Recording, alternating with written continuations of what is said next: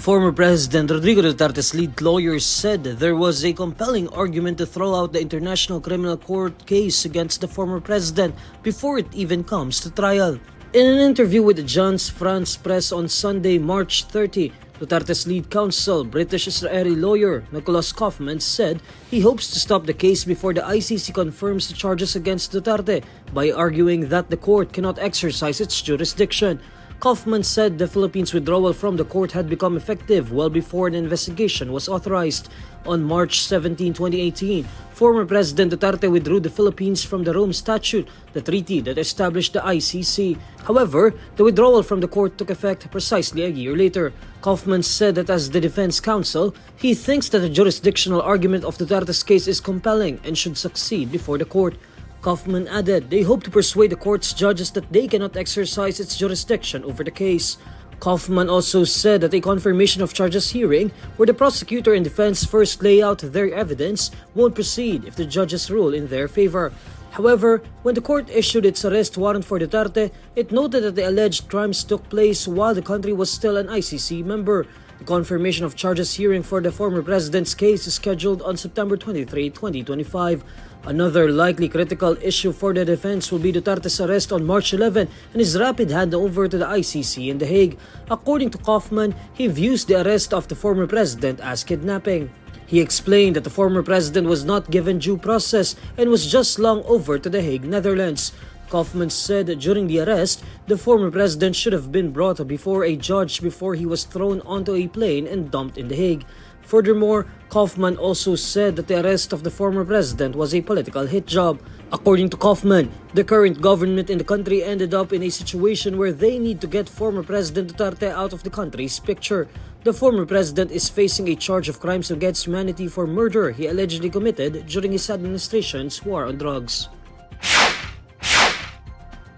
Malacanang vows to assist the Filipinos who were arrested in Qatar for participating in an unauthorized political demonstration in support of former President Rodrigo Duterte.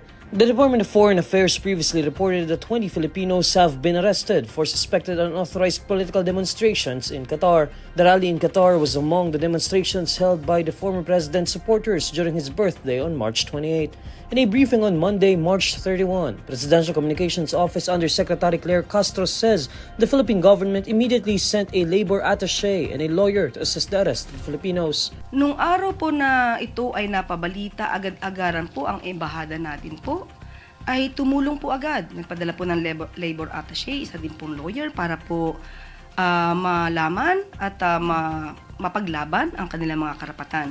At maliban po dyan ay kung ano pa po ang maaari natin ibigay na tulong, let's say mga care packages, na sa abot makakaya ng ating pamahalaan, ibibigay po natin sa ating kababayan sa nasabing bansa. According to Castro, the government will assist the arrested Filipinos regardless of their background. Obligasyon pa rin po ng ating pamahalaan, ng administrasyon, ang mga Pilipino, anuman po ang kulay nila. Wala po tayong sinisino, wala po tayong discrimination patungkol po dyan. Basta po kapwa Pilipino, tutulungan po yan ng administrasyon. Former President Duterte is facing a charge of crimes against humanity he allegedly committed during his administration's war against drugs. The palace says it was baffled by the names resembling groceries on the list of recipients of the Office of the Vice President's confidential funds. Last Sunday, March 30, House Deputy Majority Leader Paulo Ortega V revealed the newly discovered names on the list of recipients of the OVP's 500 million pesos confidential funds. According to Ortega, the new names resembled grocery items which includes Beverly Claire Pompano, Mike Harina, Sala Casin, Patty Ting, and Ralph Jason Bacon. In a briefing on Monday, March 31, Presidential Communications Office Undersecretary Claire Castro says that it would leave such evidence to Congress whether it would be used on Vice President Sara Duterte's impeachment trial. The impeachment trial of the Vice President will begin on July 30, 2025 as proposed by Senate President Cheese Escudero. Hindi lang po siguro ang palasyo ang medyo nagtataka. Siguro lahat po ang taong bayan mismo ay nagtataka kung bakit ganito ang mga resibo na naibigay ng OVP.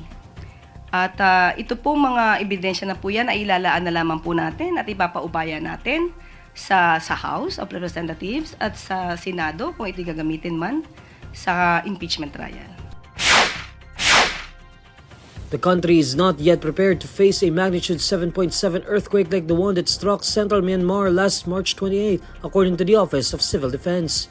A powerful 7.7 earthquake hit near the city of Mandalay in Myanmar on Friday, March 28, which resulted to at least 1,700 deaths as of Sunday, March 30. In an interview with Radyo 630 on Monday, March 31, Office of Civil Defense Administrator Undersecretary Ariel Nepomuceno was asked if the Philippines is ready in case the same magnitude of earthquake occurs in the country. Nepomuceno says the country needs to double its efforts on the matter. According to Nepomuceno, the country's preparation has two levels, which are the checking of structures and houses nationwide and the dock, cover, and hold. Nepomuceno then says the second level, which is the dock, cover, and hold, is only a reaction to a strong quake.